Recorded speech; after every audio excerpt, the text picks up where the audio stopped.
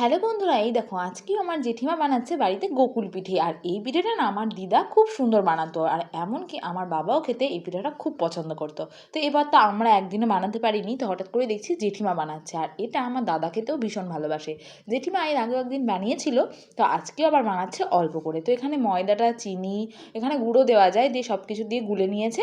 কয়েকটা কিন্তু ভাজাও হয়ে গেছিলো। আমাকে অনেকক্ষণ ধরেই বলছিল যে একটু ভিডিও কর, বাট আমার আর হয়নি যাওয়া, আমি একদম লাস্ট পজিশনে গিয়েছি।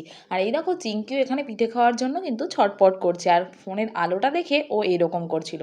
তো এই দেখো এবার মোয়াটাকে ওই ব্যাটারের মধ্যে চুবিয়ে এরকম চপের মতো ভেজে নিতে হবে, দিয়ে এটাকে তুলে রাখতে হবে। মোয়া বা নারকোলও এখানে দেওয়া যেতে পারে।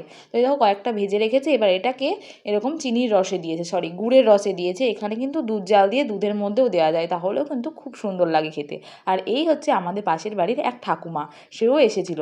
তো এই দেখো তৈরি হয়ে গেছে গোকুল পিঠে।